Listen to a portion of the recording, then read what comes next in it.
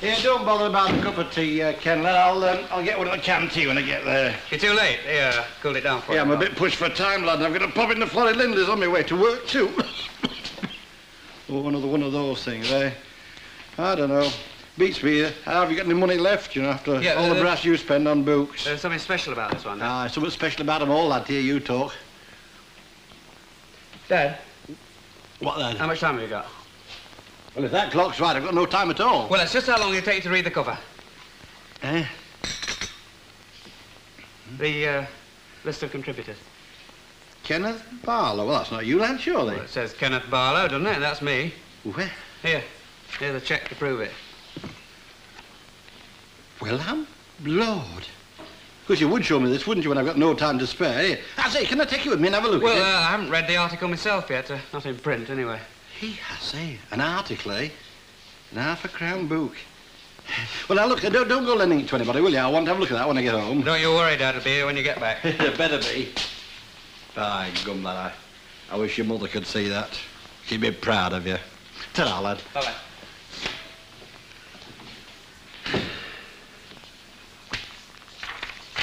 You know, I had such high hopes of you. I'd been hearing all these talks about you and Kenneth Barlow having heart-to-heart talks all over the place. I thought you were getting some sense. Oh, perhaps he was. What's that supposed to mean? You were very interested in me with Kenneth Barlow. Interested in you? Interested in my way of life. Your way of life, eat, sleep and cadge. Oh, he asked me what my views on men's fashions were and how much I spent on my haircuts a week and what sort of books I read. You didn't tell him nodded, did you? Yeah. I said I had to read simple books so my mum could read them after. What's all of this in aid of all of a sudden? Well, it's obvious, isn't it? I mean, he's earning good money for the first time in his life and he wants to know how to spend it, so he comes to me. He's not daft, you know. Yeah, spent all that time finding out how much about your wages. Yeah, of course he did. And he asked me, too, about the clothes I were wearing, and I told him I bought some dead far-out leather gear, and he was very impressed, too. And that's all he was interested in, your clothes? No, well, he mentioned some other things. Like what? Well, like who the foreign secretary were, for instance. But, well, I couldn't help him there because I didn't know myself. But I had him beat on pops, though, and then top 20, just like that, dead right order and all. You know, he's getting very nosy all of a sudden. He's just interested. You call it what you like. I call it nosy. And I wonder why.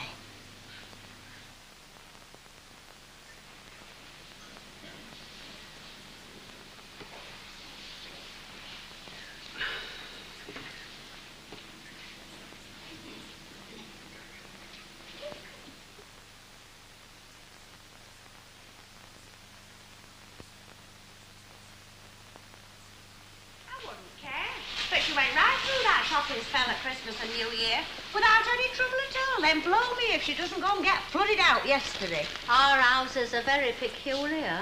It's not the houses, it's the folk in them.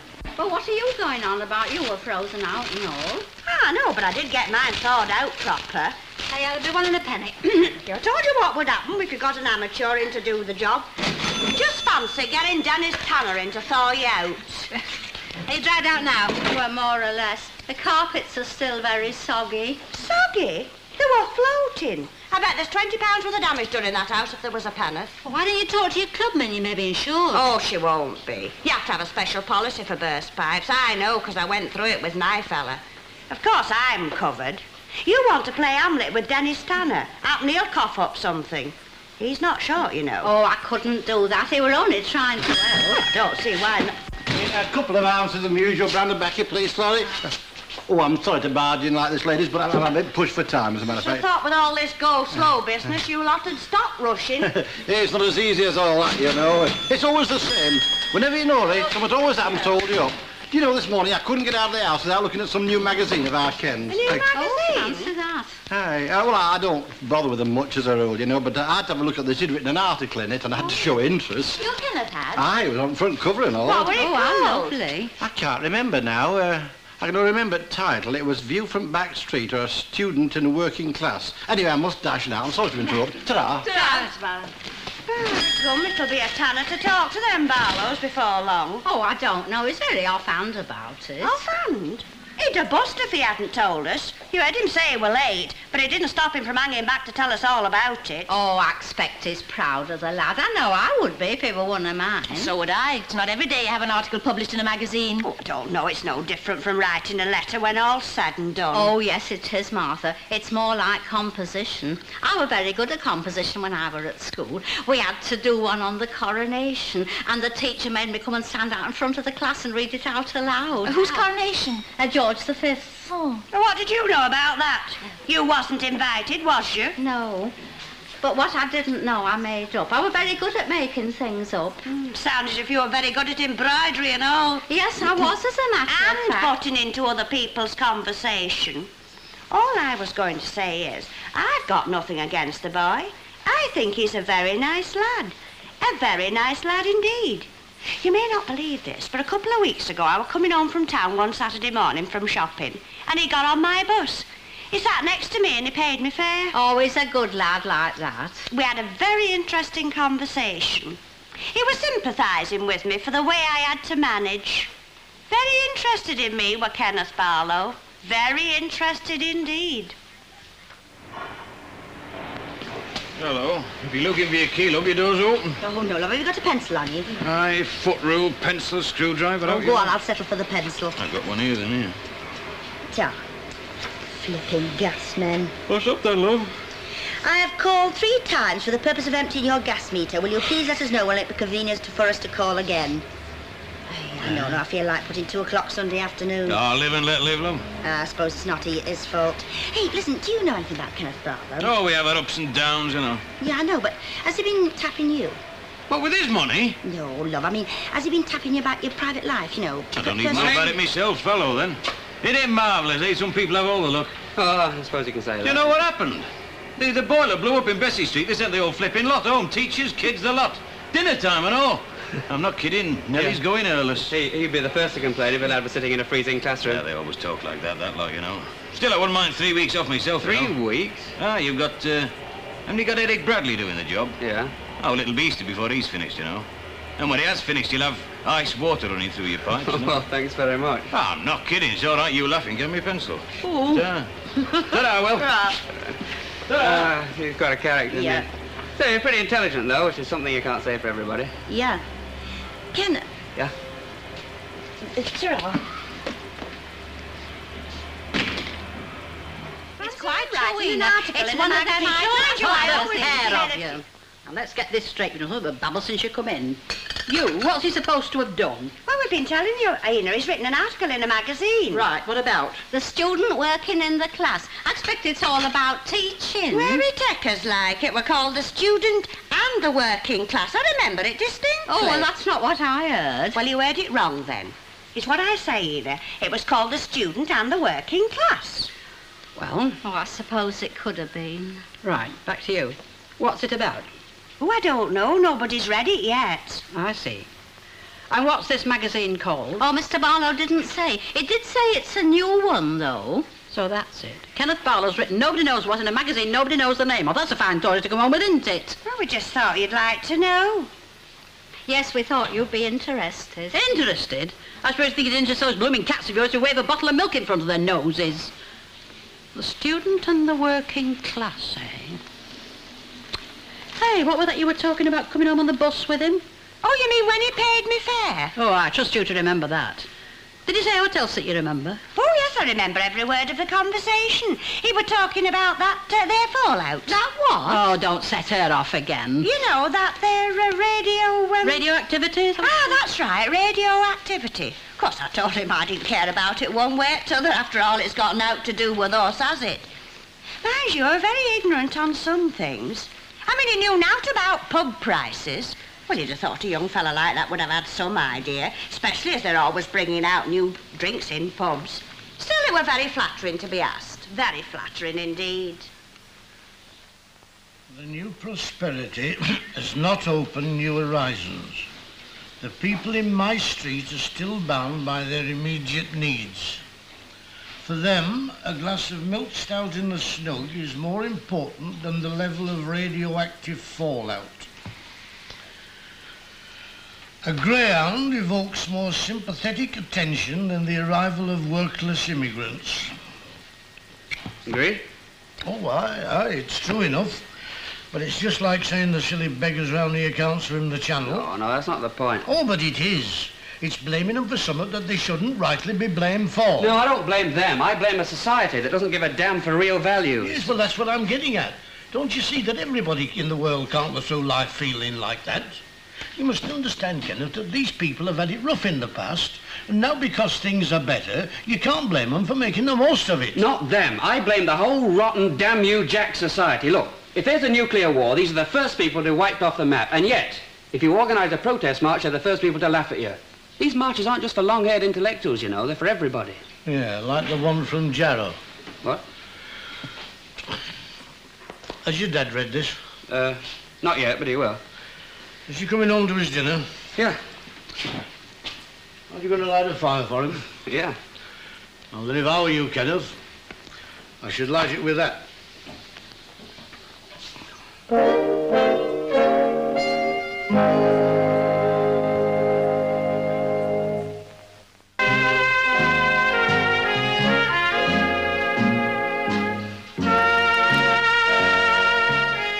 Conceptors told us, according to her, Frank Barlow were full of it. Aye.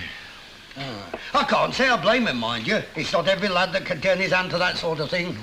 Can't see our Billy doing it. Can't see our Billy doing what? Getting himself into print. I should hope not, indeed. Nay, Annie, I'm not talking about Sunday papers. We're on about Kenneth Barlow and that article of his. Oh, yes, that's very interesting, isn't it? What's it about exactly, Mr. Tatlock? Well, I don't rightly know. Oh, well, I thought with you being a particular friend of theirs, you might have read it. Well, I just sort of skimmed through it, you know. I see, love, yes. What was it Conceptor said, love? The student in the working class? Ah, that's right. Oh, well, we needn't worry then. There isn't anything about us in here, is there? Hey, how about me? I'm thinking of you, love. I'm including you. Oh. Well, don't just sit there. Say something. What are we going to do this afternoon? Well, there's a matinee on at the Olympic. No reduction for old age pensioners, though. What's on? Ben, Oh, we're not going to see that. We'd have to take us tea. Oh, I saw Raymond Navarro in that. He was lovely. So? Raymond Navarro. He were Ben. Oh, I should have thought you were too old to go to pictures when he were on. Oh, no, Ena. I was in my prime round about then. Hear that? She had a prime. Hey, Rip Van Winkle, what do you think you're doing? well, I was thinking that's what you told us to do, isn't it? Well, I'm hoping. There's an exhibition on in town. What about? Oh, I tore this out of the evening paper. Machine tools and their application. Fancy. It's nothing to go in. Get away. We could go on the circular bus. We've been. Well, we could go the other way round. What, see where we've come from? I was thinking of going home and doing some writing.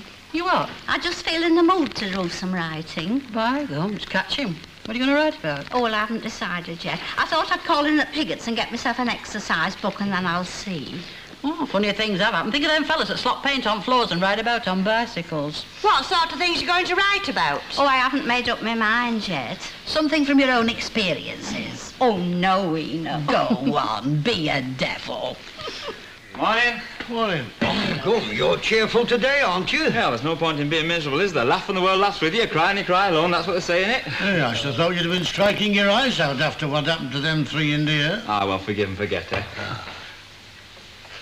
Morning. Good morning. Got a flea in your ear, did you? Yeah, and I spent 4 hours cleaning up and all. I only went in there in first place to help them out. You'll have to back your ideas up, won't you? What for? Now we've got an author in the street. You've heard about this thing of Kenneth's being published, haven't you? What thing? An article in one of them posh magazines. Oh, it's nice to know somebody else is going on all right, isn't it? Mind you, there's not much money in writing these days, not unless you're on show business side. Now, if you were scripting for a top comic... Oh, it's not like that. At least I don't think it is. Ah, well, either you've got it or you haven't, and even if you have, it's not always so very easy. What you've got to do, you see, is you get hold of a comic who's on the way up and you write his material for him. Then when he hits the top, you hit it with him. Now, if you're interested in that, I've got just the very fella for him, because there's a man at our club and he's dead with it. You know, there's lights round him already, London Palladium. I'm telling you. I thought of doing a bit of writing for him myself, but you know how it is. You're too busy, are you, love? Well, yeah, you can't be greedy either. And what's money for? You know, it's money for spending. That's right, lad. What can I get you? 2 separate shillings, please. Our gas has run out on me. You surprise me. You know, I think I'll have a word with Kenneth. Probably put something in his way, like. I could take that blow-light round and open the subject up, like. Well, he's at home now. They're mending the boilers at Bessie Street School, so he's not working. Teachers, they have it dead easy, don't they? There you are, lad. Oh, right, ta-ra. Thanks very much. Ta-ra, Mrs. Walker. That lad throws his money around like a man with no arms. He'll go far, he will. Ah, if he doesn't get held up at strange ways. Now, Jack, there's nothing wrong with that lad, and well you know it. You what?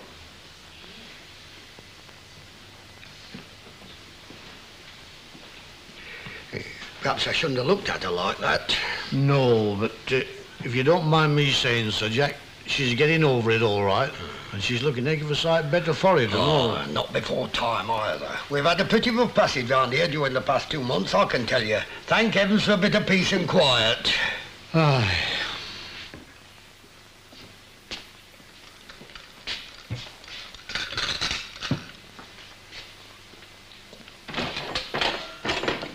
Hello, I brought your blow lamp back. Oh, thanks. Come in.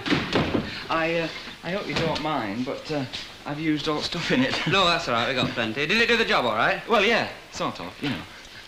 I hear you've been doing a bit of writing then. Yeah, a bit. Oh, all right, Ed. Did they pay you? Yes, it is. As a matter of fact, I got 25 guineas. 25 guineas? Oh, not bad, eh?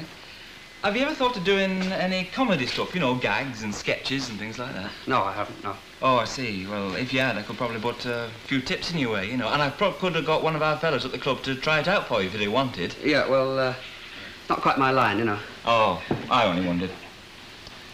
Is that it? Yeah. Can I have a read? That was all. Ta. Kenneth Barlow, eh? Big stuff, eh? Page 14. Oh, ta. Oh, yeah, I see.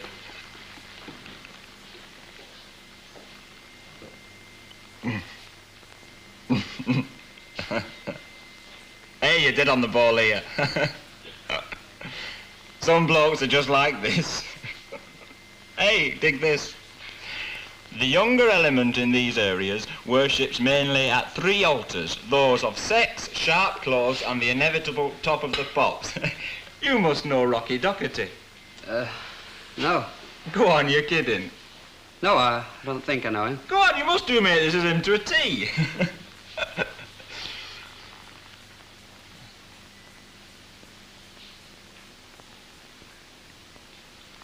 Yeah, I see what you mean. Yeah. Well, there's a lot of these sick comics floating around nowadays, you know, and they're always after them dead far-out jokes about hydrogen bombs and all that sort of stuff. Ta! I bet you do know Rocky Doherty. No, Go on, have another before you go, Albert. Tonight, there's no danger about it. Get away with you, mate. It's running tonight. Gum, they're never out of this place, these two. Oh, we've only come in for a warm. Look, it's running tonight, and I'll put a pint on it. Now what are you betting on? Well, you know Arthur Phillips, don't you? You mean butcher? Aye, well, he's got himself a dog, and this lad's cracking on here, and he's running it tonight. I'm not cracking on at all, and there's the money for a pint. Look. Look, I wouldn't take your money. That dog's now at 9 months old. I don't care if it's still on a dummy. I tell you, it's coming out of the traps tonight. Yeah, the way you've been reading sugar bads, lad. Pint and a half, please, Pint and a Jack. half. He's too weak in the head for a pint. You'll this soon lad. change your tune, you will, you know. Hey, I don't know, what with the fastest thing on 4 legs at number 7 and George Bernard Shaw at number 3, they'll be putting the rents up in this street, won't they? Hey, did you come past the paper shop on the way? Yeah. Have they got any midday editions in, you I know? don't know. Why? What do you want a midday paper for? Well, I'm thirsty, you see, and I've also got a pint, and it's a draw me one. Keep him there for a couple of seconds. I won't be long. All right. There you are. Oh, I'll just sit here. Hot pie and chips. Yes, smashing, lad. By God, this is better than the canteen, this is.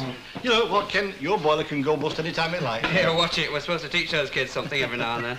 Hey, I say, Ken, how come that you write that article? I mean, how did they pick on you, lad? Oh, it's through the university. The editor wanted a group of articles on what young people thought of Great Britain. You know, university types. And when they asked our university, MacDonald suggested me. Oh, him. He's the one who you was always on about. Oh, we're never very friendly. Perhaps he thought I was going to make a mess of it. Well, it can't have been all that bad, can it, lad? Otherwise they wouldn't have printed it, would they? No. By God, that's a bit hot, lad. Whew. I tell you what, here, can I have a look at your article while I'm letting this cool off a bit? Yeah, you like? Ta.